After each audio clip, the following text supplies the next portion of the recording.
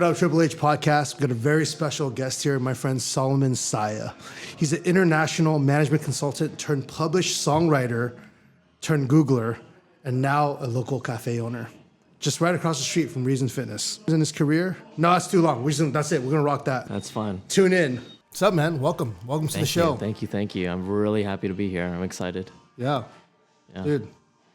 So I was reading your intro earlier, and It's too long. you've had quite the life. You've had quite the life. So for those that don't know, and I only know a portion of like the whole China thing, run me through it, man.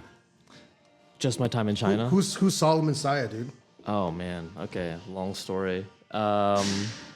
Maybe not that long. I'll just go through, since you're interested in the China piece. So I started off here in LA after school doing IT management consulting, and I transferred over to Hong Kong.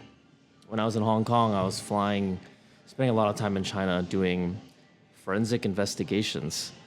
And so what but it's like the nerd version. So what that means is like they would fly. I worked for a really big accounting firm. They would fly me in. I know exactly what that is. You look for sus stuff in the books. Super stuff in look the for books. Cooked books. Yeah. But the way I do that, because everything is digital, I would have to sneak into CEO, CFO's office, take out their hard drives, copy it using a special mechanical device that can be submitted in court, and then sneak out without them knowing about it. So that was for a couple years. Yeah. Dude, that's some CSI level stuff, dude. It's a nerd level CSI. Yeah. Yeah. Wow. So that was China. But there's just a whole bunch of other things that happened along the way. Yeah. We can get into it each part, but I don't know what you want to hear more about. I want to hear about all of it, dude. Hear about all of it? Yeah. All right, let me try to go through the high level. Yeah. After that, I think I got pretty burnt out. Just by working, I was like sleeping in the lab. It was really hard work, terrible pay. I ended up starting a dream chase. I went into food then. So I had a really kind friend who took me on, and I started managing one of his restaurants. That's what got me into food, actually, in the beginning, because I was so passionate about the idea. Super hard industry to be in. This is while you're in China. This is while I was in Hong Kong. Yeah. And that led me to start doing some consulting for that group. So back to consulting. I did consulting for cafes in China, in Taiwan, back in Hong Kong. And then I started doing music. So I just told you about that now. Coco Lee, baby. Shout out Coco Lee. Coco Lee. I don't even know who that is. I just remember that name from like 20 years ago. Li Wen, Coco Lee, she was absolutely an all-star. That's a whole other story because she's an answer to prayer. But have you heard of a group? This is total pivot, but since you mentioned music and Asians, have you heard of Nanquan Mama? No, I have not. It's like a Taiwanese group, but I went to middle school with them. So. Oh, no way. They're like, okay. Yeah, they went to, Okay. All right. Yeah. The only group that I remember hearing about back in the day was the LA Boys. Okay. That was like a whole thing. And now crossing paths with some of that circle it's kind of like a full circle thing. Yeah. It's a little weird. Yeah. But that music brought me to Taiwan. So I left Hong Kong. I signed to a label in Taiwan. Did that for some time. Still signed to that label. So that kind of ended my whole dream chasing bit. I got into a serious relationship and decided, all right, it's time for me to make money again. So went to work for a tech startup. From the tech startup, I went to a larger tech company. Yeah. What were you doing at the tech startup? I basically ran all of their operations for their local Taipei office. We were doing and prototyping different mobile apps. At the time, I don't know if you remember here, it was called Foursquare. Right? Foursquare was a really big app back then. That was like checking in. Yeah. Now it's just a feature. You can check in with anything, right? They were like the first. They were the first like check-in app. Yeah. I didn't work on Foursquare, but we worked on what was basically the Chinese equivalent, and it was in all the Ericsson phones throughout China. It was like a huge thing, and then we were working on prototypes of other mobile apps at the time. Yeah. So that's what we were doing for the startup. And then we actually had to close. I had to lay everybody off because we were consolidating everything into China, and I didn't want to go back to China. So I laid everybody off. I laid myself off, and then I needed to look for another job, and that's what took me to work at another tech job. You know? Not super exciting, but Yeah. I was thankful for that because that gave me kind of the stability I was looking for. Yeah. Launched me into a whole other type of career. Yeah. So then you went to Google at some point. Eventually, yeah. So at the bigger company I was working at, Dell, I found kind of a passion for teaching. And I think, I see a lot of that in you, just like desire to be a trainer, except not nearly as fit. I was just doing corporate training, helping people learn skills. We were training 30,000 people, managing $20 million a year. It was amazing. Just like, what does it look like to train and teach people skills that are going to be relevant and helpful for them all around the world? And I did a lot of flying for teaching for that. Eventually, when I relocated back to LA, I found a job that was also in training, working for YouTube. So that's what brought me to YouTube Google. Yeah, and I was there until last year. Yeah. Yeah. It's been a year now. Man, you had this, and so where does this journey start? When you just start telling the story of your life, was that 20 years back, 10 years back, 15 years back? Wow, the journey of my story. I feel fortunate because I think there's like different chapters now. I feel like I'm old enough to have had like a few different acts, Yeah. right? Yeah. And those are all marked by really large major events, good and hard. There's like the family aspect, there's relationships, there's career. Yeah. So I think it depends on the story. For me, I think this latest arc is actually really new. My story currently, like where I'm at, probably starts about a year ago. Yeah. So I love how you, from a mind, because one of the 5 factors of health here we talk about is mindset, right? And I think it's one that we don't talk about enough because everyone thinks health and fitness, and right away it's training. Yeah. Right. Training and nutrition are the 2 big ones, but mindset's such a huge part of your physical health. yeah, absolutely, Right? 100%. Physical, emotional health. How do you process? I love that you said we have some good, and then instead of saying bad, you said hard. I really like that. How do you process your identity amidst all the change that you've gone through in the past decade or 2, or even just last year even? This podcast is making me realize I need to have like a way more succinct version of talking about my own life. Sure. So thank you for this practice. Yeah.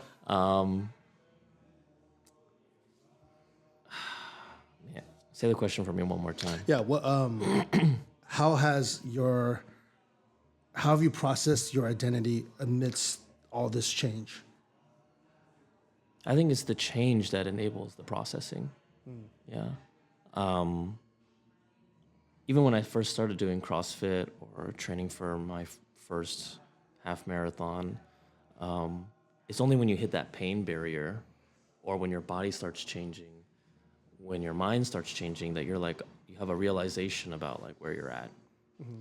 And I think through major events, either if it was like me having kids or me getting divorced or me starting my own business, all of that forces a type of, or activates a revelation about who I am, like what are the things that really matter, because it's only when those things get tested, I think, that it really comes through. So instead of speaking abstractly, I'll share like just one story, right? I wasn't sure if I should share this or not, but maybe it'll help somebody. A year ago, I think, after I was laid off from Google, I'm sorry, I'll start 2 years ago.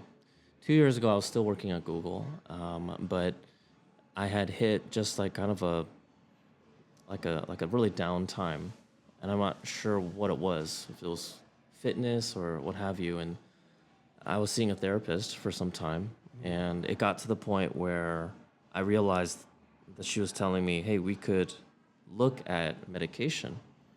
And for some reason that clicked in my mind, realizing that, oh, I'm actually clinically depressed. When she was able to confirm that for me, I realized this is something serious that I need to approach differently. I can't just let it be. It was like I had hit some sort of mental health plateau. Right? A lot of times I think, especially talking with the coaches, you hit a physical plateau, and it takes something before all of a sudden, boom, you get to that next level. But there's a barrier. So for me, I hit that kind of emotional, mental barrier. And through that change of being like, oh, this is kind of a hard time. I don't really know what it is, but I'm going to find some people that I can hopefully use as mirrors and supports and crutches to help me get to that next realization of who I am. So through that period, thank God, he used a lot of different people and communities to help see me through that. Yeah. But it made me realize, oh, you know what? This life that you've been living this way, it's probably not this is not it for you right now. Like, it's time to move on to something else. That really activated a thought in my mind around, all right, if this is not it, then what is it? Right? The pain pushed me into thinking, it's like, all right, what are the things that are actually going to help get me out of depression for real? And that was a painfully slow process. Kind of like rehabbing my shoulder. Yeah. It's like, it's painfully slow, but it's because it's the deep work. And so trying to figure out what a routine of being healthy is, like community was part of that. Realizing that even though I'm still probably introverted, like community is a huge part of me staying socially healthy and mentally 100%. healthy, and finding people to kind of walk through that. So that was one example I think of, like, change forced me or pushed me as a forcing function to realize something. Wow, thanks for sharing that, man. Yeah, man. I didn't know that about you. You talked about the idea that putting the right people around you, actively surrounding yourself with the right people to improve your mental health. Yeah. Right. That touches on like another pillar we have, which is connection. Yeah. Right. For me, I definitely identify with what you said with, I'm naturally introverted. I've become ambivert. You could say like ambiverted, or like my wife says I'm extroverted, which is shocking to me. You might be. Who knows? I started a gym when I started a gym out of my garage when I was 22 years old. I opened a brick and mortar when I was 25. And one thing I realized is, for me as an introvert and someone that kind of grew up with like not a lot of friends growing up, like I kind of was always an outcast, or I was not a popular kid growing up. Yeah, I feel that. For me too. And just even like when I found an identity as an athlete growing up playing basketball, like I was a great player, but like it kind of was, I just got left there. I didn't really have like they liked me because I was good.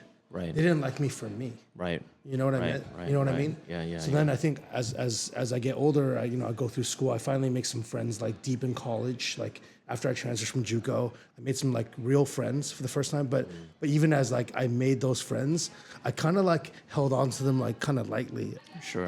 Initially, I would always gravitate towards like, there's one of my best friends, Ibby. He was one of my groomsmen. Like I really held on to him. Right. Because he was like, I even remember like calling my wife while we were like, at the time she was my girlfriend. I called her in college and I was like, babe, I think I made a friend. And she was like, oh, I'm so happy for you. Wow. I'm so happy for you. And it was like kind of like embarrassing saying that loud. Yeah. Like what kind of grown ass man like calls calls his girlfriend and goes, I think I made a friend, right. And you feel like a kid. Yeah. Right? Yeah. Right. And I look back on that experience of like going from this person that like didn't really have a lot of friends. I made one. I'm trying to hold on. I'm like, I know physically on the outside, physically on the outside, I'm trying to like not hold on to him too tight. Sure. But inside, I'm like gripping onto him like, dude, you're my friend. And then I go and open a gym and I realized like part of that process for me was I was creating a community that like I never had. Right. Like I never had that. And it's funny because even as I was creating it early on, it's like I couldn't really give myself to that community. Sure. It was difficult for me. It was challenging. Sure. Can I ask a quick question? Yeah. When you're talking about that, and I totally resonate with that growing up kind of with some inferiority complex or just like rejection.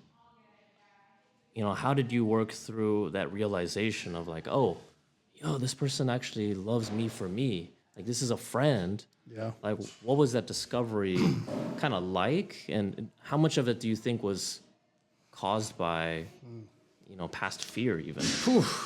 Bro, that's a great question, man. Wow. So I think when actually one of my good friends, Phil Chan, just wrote on this. Okay. So he's like an author and he writes about like rhythms of resilience. Like he has a book called Rhythms of Resilience. That's cool. That's a dope name. It's just is a way better than mine. Don't run for the fight. Yours is also good, bro. It's okay. But he talks about like, I think one of the ingredients for friendship. He literally just said this like earlier this week. Yeah. Is that you need a common pain. Right. People will usually bond over three things: a common pain, a common purpose, and a common pleasure. Right. And those three things are the ingredient, like the main ingredients for friendship. Got it. You bond over a common pain, a common purpose, and a common pleasure, right? Yeah. Most people, like surface level relationships, well, you'll bond over a common pleasure. Oh, like I like drinking so popular. Coffee and drinking, the two things that I don't do, that I feel extreme FOMO about. Like this guy, caffeine all day, right? Like I feel super FOMO because I don't do those two things. Yeah. Right, and I've even tried to throughout college, right? Wait, not even matcha? You don't do? Are you a matcha guy? Nah, Dang, bro. Sorry. I'm gonna find something. Sorry for to you. the Jumbi bros, man. I'm gonna find something. Yeah, for you, you know. bro. So, yeah, right. So I think for me, realizing that's like I made a lot of and I was able to go deep because we have a common pain, and it's that we like to suffer in training. And I think so. So that's where a lot of my early friendships were. But then it became. There was the depth of like we were able to suffer together, like in what we consider to be like almost like a warlike experience. Sure. You know, doing like going from training recreationally to like competing. Yeah. And wanting to be really, really good at a sport. That's a deep bond. It's like it's like creating teammates. And I think, but there's even a depth there that like that's only one ingredient. Yeah. Right. And then I think you even have like the common purpose. It's like, hey, we're all trying to like make it somewhere. Sure. Right. And then we learn how to play together and whatnot. I think, I think what helped me like really learn, I really feel like I didn't really develop like real deep friendships until honestly, like the last half decade. Bro, I feel that Like, so much, man. I'm 38. I'm turning 38 this year. I didn't really have like really good friends till like my mid 30s. Isn't that shocking? Right, and I'll jump in a little bit by saying, similarly, I'd say in the past 2 years, there are friends that I have now, and I had some good homies in the past who I'm still homies with, and there's nothing that can replace kind of like those old relationships. But the people who are really walking through life with me today, who know what's going on a day-to-day basis, they're homies like me who are over the age of 40, and we didn't meet each other until maybe like a year or two ago. I had already actually given up on the idea that's like, well, you're never gonna meet friends like who know you from back in the day, and so that depth of relationship is never gonna be there. And so there's something that's probably like a false belief that especially men who are in their 30s and 40s, 50s even, they're like, you know, I already got what I got and that's it. Like, there's no more creating new relationships, which I think is not true, but we're all kind of suffering from that, you know? And so I think dudes need other dudes, not that you can just like, you know, just have your man cave and just do that all day, right? But actually like good friendships that can push you forward. I think that's a huge need right now. You talked about like going through a divorce. Right? Sure. How many years ago was that? I don't remember the official date. I want to say like 4 or 5 years now. Yeah. And then when, you know, that was 5 years ago when officially on paper. Yeah. Right. What was that like from a friendship element going through that? Like, Wow. Yeah. Okay, expand a little bit more. Yeah. I mean, friendship with her, friendship with my friends, No, our friendship with shared your friends. Friendship with your friends. Yeah, it's complicated. It's complicated Because I'm sure there's some friendships that were split as a result of you guys are Yeah. going through. And then, but also it's like, you start to look at like, dude, who's my corner as I'm going through yeah, this who's with me? horrible time Sure. in my life. Sure. You know?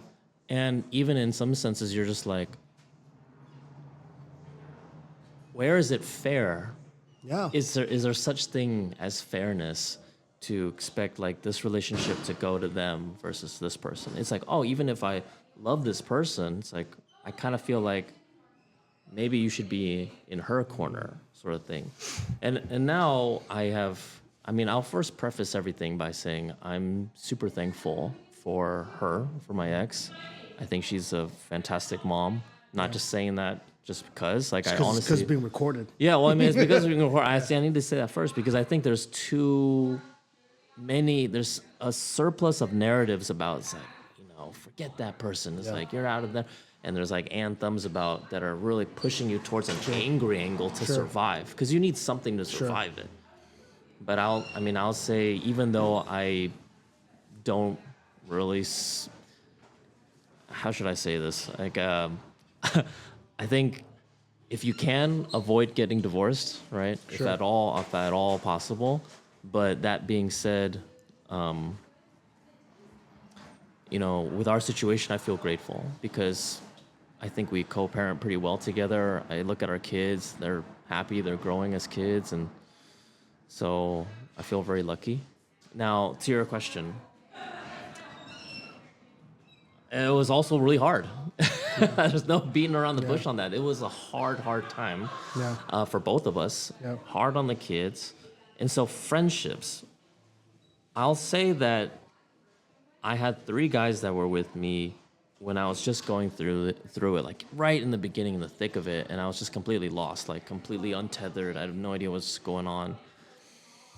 And although they loved me and they were supportive of me, I realized that they couldn't completely be there for me because they didn't have the same kind of experience that I did.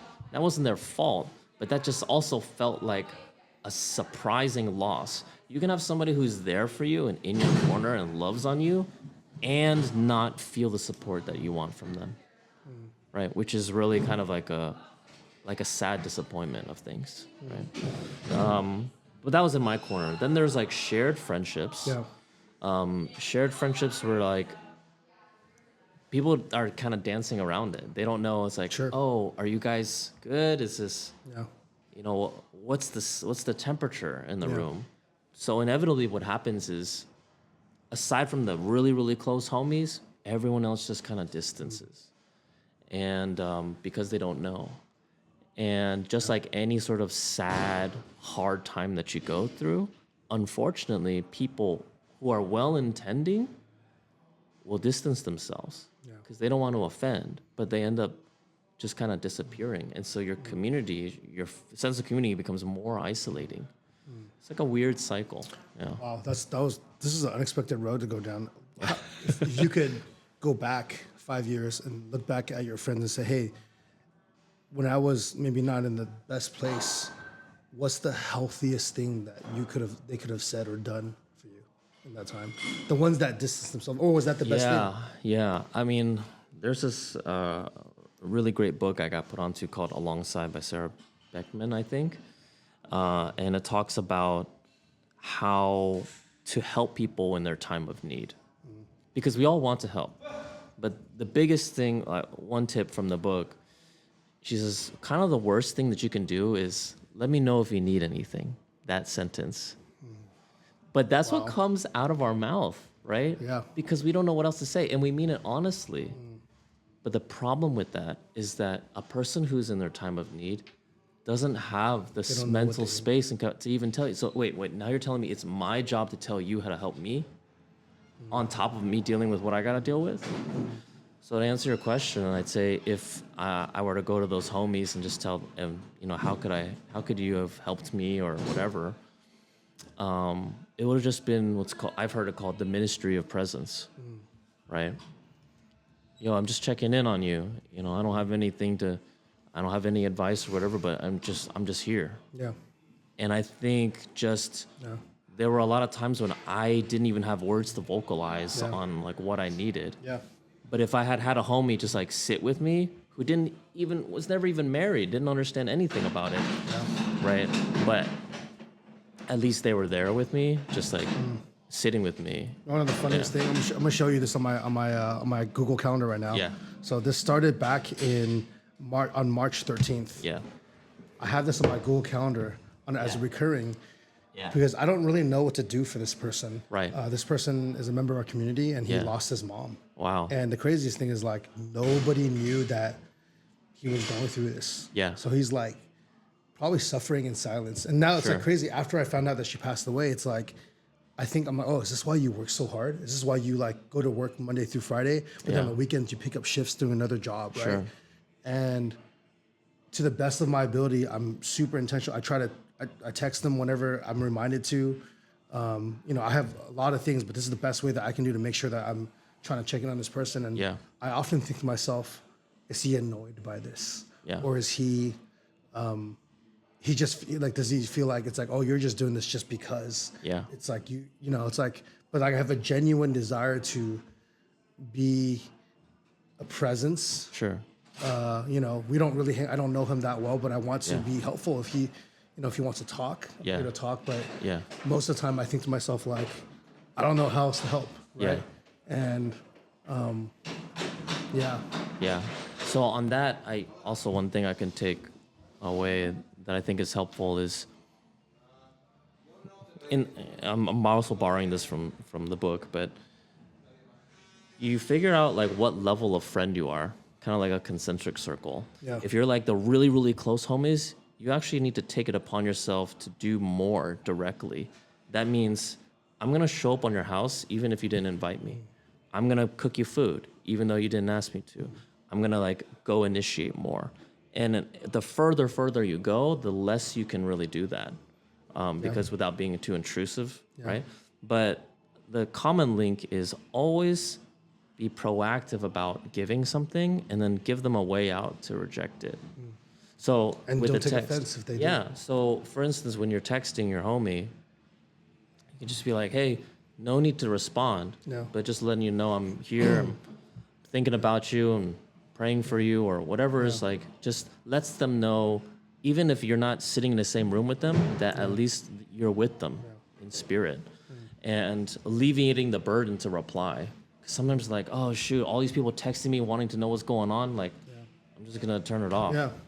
So just like one tip that I thought, wow, that would have been helpful for me in my time, and I'm not always successful. I try to apply that when I see other people going through kind of like what I went through or other hard things. I think back on, if I'm using a real life example, other than that one I just gave, is like one of my really good childhood friends, without naming any names, he went through a divorce in the last year and a half. Sure. We're not as close as we used to be growing up, but we still see each other frequently enough where it's like, I know what's going on. And as he was going through that, it's like, I never knew what to say. Yeah, of course. I would text him randomly here and there, like a check-in, but at some point I felt like I was bothering him. Right? So it's like, because I don't know if I'm welcome to care for you in this way. Yeah. Or if you even want it. Yeah. Right? Yeah. But I would say in those situations, err on the side of you're not a bother. Yeah. Continue reaching out. And guess what? Like, even in the case it is a bother, still do it. Until it's like actively rejected. I think because it's too easy for us to isolate ourselves and for other people to rationalize distancing. Yeah. That's the natural momentum, right? So that's why for me, as long as you're not overstepping, right? Yeah. Like barging in on their privacy or putting a burden on them to reply to you or tell you what's going on, showing up in a way that's respectful, right, but consistent, I think that's always worth doing, as long as you're able to give that energy. It's good. Yeah. fast forward, we talked. I did not think we were going down the same road today. And that's all. That's all connection, man. That's all connection right there. We don't. And I don't think we talk nearly enough about connection and mindset on this podcast. So, which I want to do more of now, especially after this conversation. Awesome. You're now in entrepreneurship mode. You've launched your first brick and mortar business. Yes. Have you ever owned a business in the past? Never. So, at 40? 40. At 40 years old, you quit your W-2 job. And I got laid off and then quit. Huh? Oh, they laid you off. They laid you off. Okay, they laid you off. Okay, less sexy here. Yes. But you're looking for the next thing, so you decide to go work for, start something. Yeah. Right? It takes a lot, as someone that started, multiple businesses now. Yeah. Like, what, in your words, why this route? And why do you do what you do now? Yeah. It's funny we were talking about what does change have to do with identity. I think my natural personality since I was a kid was, man, I think I did okay in 4th grade, but 5th grade seems pretty intense. I don't know if I'm gonna make it. Damn, that sounds just like me. Right? See, we suffer from that childhood You grew up rejection from trauma thing. or what, dude? Yeah, that's what it is. That's some trauma right there, man. And I thought about that every year. Bro, that's the real, dude. That's so real, dude. Oh, middle school, but bro, you got the lockers, and I don't want to get stuffed in a locker. And there weren't a lot of Asians where I grew up, so it's just like that's a whole like the racial thing too. But I would always have that self-narrative. That was a problem. Yeah. And then my brothers reminded me of that recently. Because I was saying, it's like, man, I've never done this. It's like, I don't know what this next thing's gonna be. He's like, you sound just like you sound like when you were 6 years old or like 9 years old. Oh, man. He's like, and you remember you're fine. And you were fine every year. You were fine. And so for them, it was annoying. And they were just trying to check me real quick. And I realized, oh, that's a habit. Yeah. That's a mindset I've had since I was a kid. Dude. And the stakes have gotten higher, bigger, and I've stretched. But That's that so good. habit is still there. And I was like, shoot, okay, I need to fix this. So to answer your question, like getting into, I think if it wasn't for getting laid off, I wouldn't have gone into entrepreneurship because it was safer. Money was fine. I felt the prestige. I felt, supported, all that stuff. But I think the man upstairs, he knew this is not it for you. And had to go through some extreme changes to activate that. The depression that I had the year before made me realize that one of the things I'm put on this planet to do is to bring hospitality. That's something that I wish it wasn't the case because hospitality is a very difficult industry. Yeah. And it's tough and thankless and it's not easy to make money. But when I'm doing it, it helps me not be depressed. When I was having friends over for hot pot at my house, which I'll have to have you over, right? You and the whole fam. I felt like a certain level of joy in life, in my life. It was crazy. And so I realized, I don't feel this way when I'm doing project management or learning and development or coding or any of that other stuff. But when I'm doing that kind of work, I feel like I'm in my natural flow state. Alive. Yeah, I felt very alive.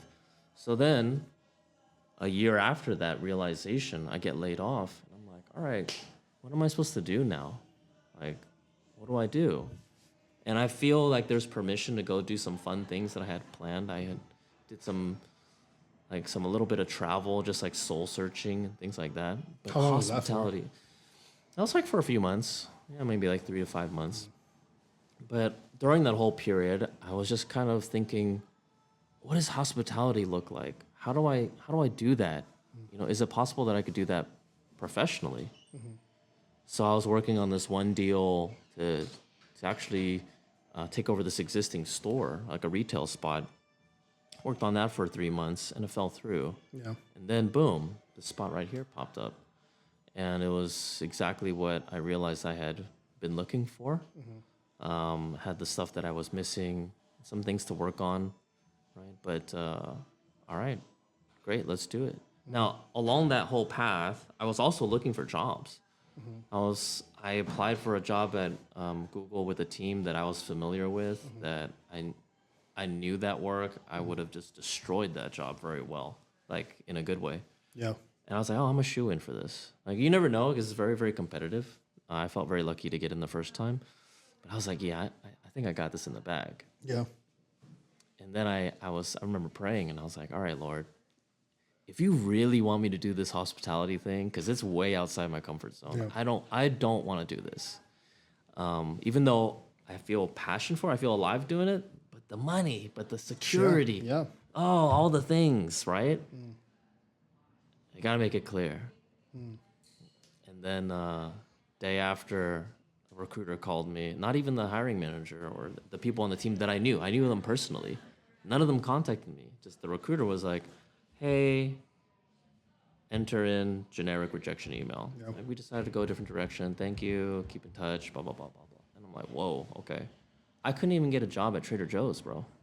What? I applied to a whole bunch of different things. Like Trader Joe's, like a store, Like a brick and stalker. mortar? Yeah, I was just like, oh yeah, maybe I can like stock goods. I love Trader Joe's. Yeah. You know, I was just thinking any type of like job where I could find some security. Wow. But here I was. That's what it took. That's what I mean. Like that's what it took for me to enter into this path because I would not have chosen it. Unlike you, I'm not like naturally ambitious and entrepreneurial, right? It's not in my not in my natural book, right? Yeah. But here I am now, and I'm doing it, and I can see why I'm here. You know, but it's just a weird path. Yeah. I don't know if that answered your No, question. that was good. That was good. What's the long term vision of Hop? Like, why create that space? I know hospitality is a piece of it. Yeah. Yeah. We talked about connection, the importance of relationships. There's this one thing that maybe more people are familiar with it now, called the third space.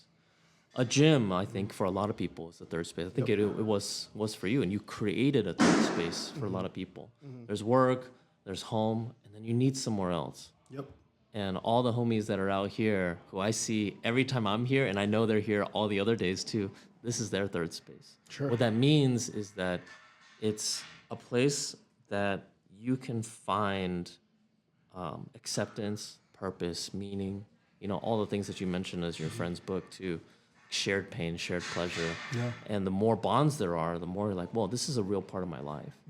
And for me, as a musician, a songwriter, and someone who cares about like hospitality, I was like, I'm gonna create a cafe where there's real music and people can use this as a third space. So I've talked to other boba owners before, boba shop owners, and for most of the time, the game is volume.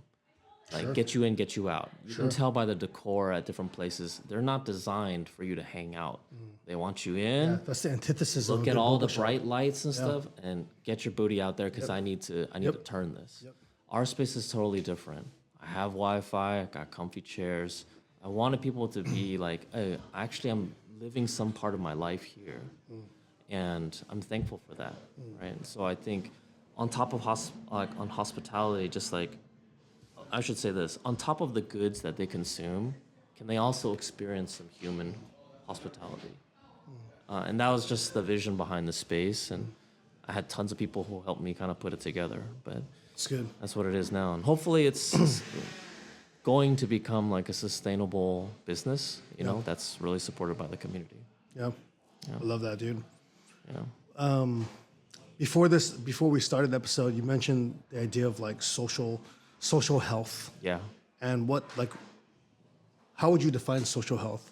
Because I talk about social wealth a lot. Yeah. And I can define that at a later time, but I'm curious, what does social health mean to you? Yeah, no, I love this topic. I think for me, social health is understanding that not all relationships should be made equal. People don't. We talked about this earlier. There's only one person get through your D&D. Yeah. There shouldn't be a million. Yeah. You know tons of people, Yeah. tons of important people who love you, who you love, but not all of them have the same level of access to you. Sure. Right? And I think it's kind of, we are not that intentional about building that structure in our life where only when you can see it's like, all right, my kids, they're going to get access to me in a certain way, and I'm going to invest in them in a certain way that is not the same as everybody else. Yep. I will love your kids. I will feed your kids, I'll take care of them, you know. But barring any other like extreme circumstance, it's like I'm gonna treat my kids differently. People understand that when we're talking about their children, but we sadly don't think about it as intentionally when we're talking about friendships, right? And we only when we honor, only when we draw distance from other people do we sufficiently honor the relationships that are next to us. So what I mean by that social health is that you need to have that structure, right? Just like when you're eating healthy, you should have like a certain separation groupings of your macros and things like that. Sure. It's like, all right, am I giving enough to the people that I say I love the most? Am I really doing that? And am I allowing them to feed into me too? It's good. Because there's also a problem. Like it's got to be two-way. I don't know if this is like an Asian thing or what, but there's a lot of people that I meet these days who are chronic givers, right? But they're very difficult to receive. It's hard for them to receive love, bro. It's very hard. And I think maybe we kind of have some resonance because it's easier for me to put something out there. Yep. But then I'm scared to receive from you. Yeah. Because what if then you reject me later on? Well, what if you hurt me? Yeah. Yeah, what if you hurt me? But you need that. Otherwise, that's still stagnation. That's not lifeblood. Yeah. Right? So I think social health is about that. Do we have those healthy flows of life with our actual right circles? It's good. Or are you bleeding out into the other groups? And it doesn't mean you reject the other ones, but you got to give to them appropriately. Yeah. That's good. And You got to budget. You got to budget appropriately. Yeah. You got to balance your books. Balance your book. Ooh. On your social wealth Yeah. and health. Wow, that's good. Wow.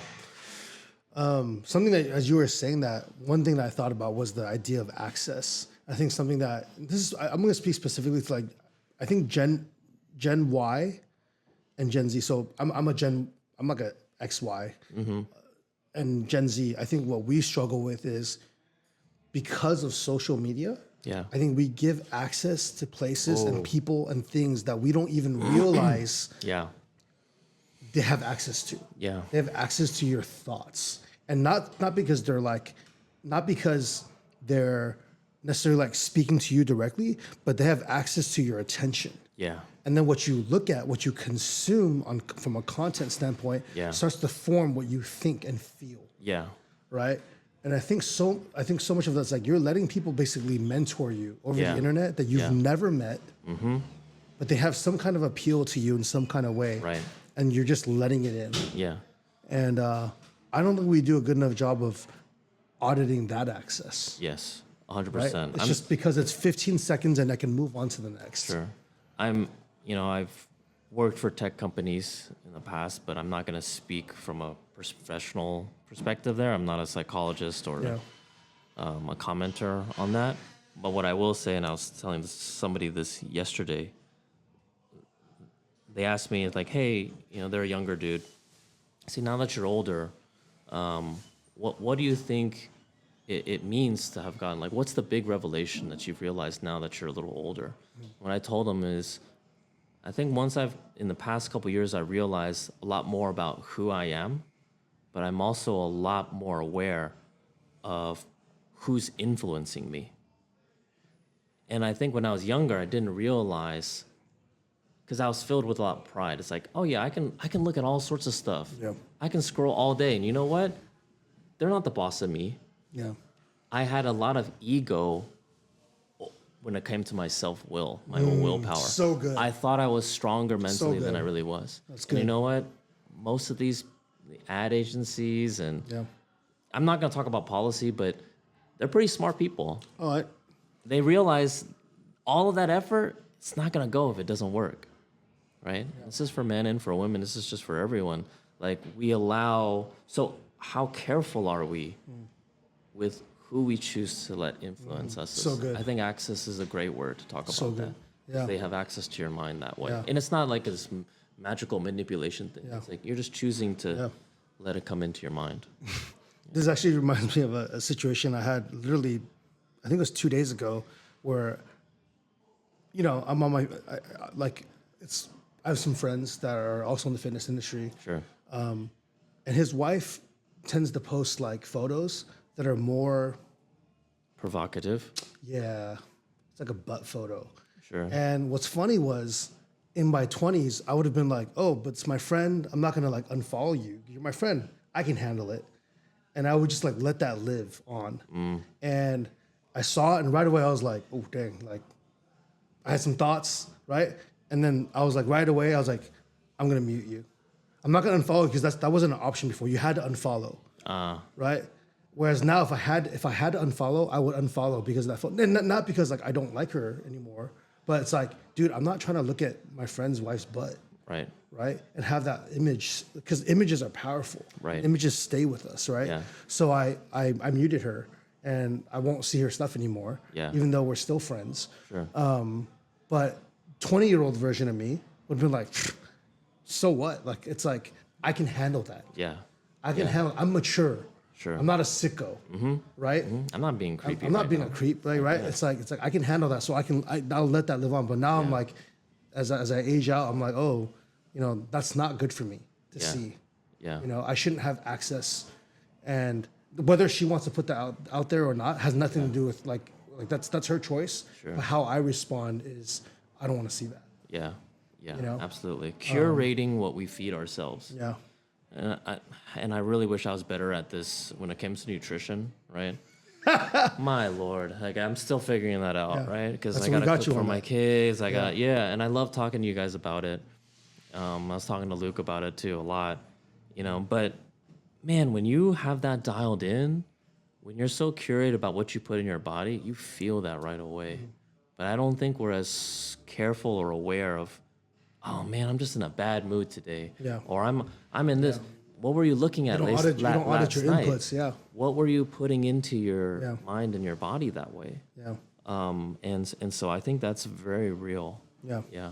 What we allow to have access to us. And so screens is a thing, man. I'll tell you the biggest hack, biggest cheat code for me as a 40-year-old man is curfew. I give myself a screen time curfew. I had to learn it from my children. Like, it's not just like, oh, I'm just not putting away. Like 10 p.m. after, like I'm trying to push it earlier and earlier. Once I said 10 p.m., no screens. It's like no phone, no Netflix, nothing. And I'm awake because I'm kind of a late sleeper. But it had direct changes on my life. Oh yeah. Quality of my sleep, and I wasn't looking at anything crazy. Yeah. Sometimes I'd be working. I mean, just right? the blue light alone. Yeah. And so I think being able to have the humility to realize what goes into my eyeballs is having more impact probably than I really even know. It's good. Love to talk to you forever, man. We got to wrap up. Yeah. But what we do is there's two questions I want to ask you, and then we got a 5-3-1 to kind of finish out. do we it. ask all of our guests. What's something that you would say to someone who feels stuck in their career or life path that no longer fits? First thing I tell them is don't be angry at the discomfort, but use that as a trigger to think about, oh, something is prompting me.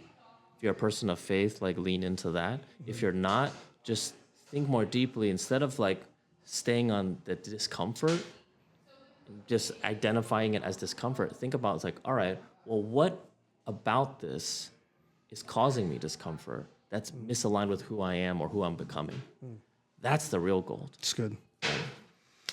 And this one's might take a little longer, but I should have asked it earlier. But All good. as you're going through depression, you're a parent of 2 children. Yeah. How old are your kids?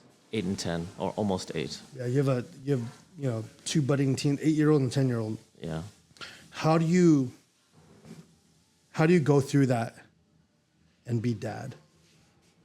Ooh, how do I go through just being a dad? How do you go through depression and being a dad, and doing your best to, yeah. I think, and this as a fellow dad, right? Like, as fathers, if you take it upon yourself, right, to be a leader in your family, you're always wondering, what do I show my children? Because I want to show them what it means to be human and let them see, like, that there is difficulty. And I also want to protect their innocence. Yeah. and let them know there are some things that only I carry and they don't need to worry about. I think going through depression while I had my kids, I tried to lean more heavily on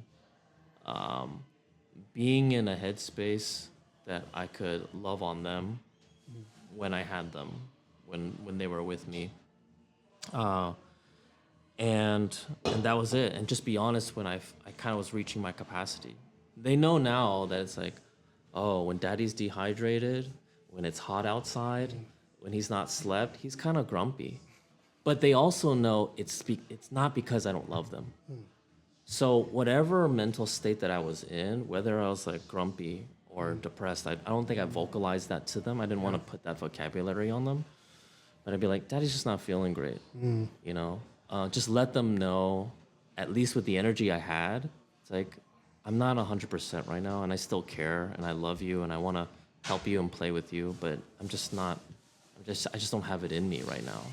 And kids are amazingly resilient and sensitive, you know, and they would usually, Yeah. you know, be pretty sympathetic to that. And I think that was my lifeline. My eldest is on her best behavior when either one of us is sick. You know? Yeah. Because I think she can identify, like, oh, I know what it's like to be sick. Yeah. And she just, like, adjusts. Yeah. And she just is extra helpful, extra respectful, extra good listener, you know. Yeah. And that's a lot to put on a kid. Yeah. You know? Yeah. But it's real, too. It's real. And it's amazing as they get older and they see that, and you're just hoping and praying you're doing the best you can. When your kids are babies, though, that's a whole other thing. Then your community matters even more. 'Cause you just literally need a lifeline just so you can use the bathroom. Yeah, you know? for sure. Man, as we wrap up, we got 5, 3, 1. What are like your top 5 favorite places? It could be country. It could be like your a room in your house, like, whatever. Wow. Local okay. places, whatever. Yeah, 5 places. Oh, that's hard. Shotgun mode. Let's see. When you said city, I was thinking cities, right? I think for me, cities that I love, my top 5, I think would be like Taipei, Hong Kong, time I spent there. Yeah, LA, DC, metro area where I grew up. And probably also Paris, which is weird. I just went there for the first time last year, and I surprisingly really liked it. So those are my 5 cities that I like. What are 3 books that you've read that have changed your life? Bible, even though I didn't know it. I mean, that counts as like 66 books, but that one was good. I think Alongside by Sarah Beckman, what I mentioned. Yep. One book which I recommend to all of my friends who are thinking about relationship, in marriage, considering divorce is Love and Respect. Oh, wow. Yeah. That book. It's a good book. Slaps. It's crazy. Yeah. It's. It's also a course. Oh, is it? Yeah. I believe it. It should be. I did the course when I was 17. Bro, that's why you're living strong, man. Probably. I'm looking back on it, probably. It's super key. Yeah. Yeah. And it's so much in there to unpack, but I think it's very, very true. Yeah, let's see. How many did I list? That was 3. Okay. One, like, healthy meal that just your go-to meal that you can eat anytime. Wow. That I can eat anytime. Yeah. There's this instant noodle called Indomie. That's your healthy meal, bro? Now I see why we got to work on your nutrition. Yeah. Just kidding. That's not my healthy meal. My healthy meal that I really like is probably... Great timing. Yeah. Gonzalo. Yeah. All good. Should we wait? No, keep going. Okay. For me, it's going to be...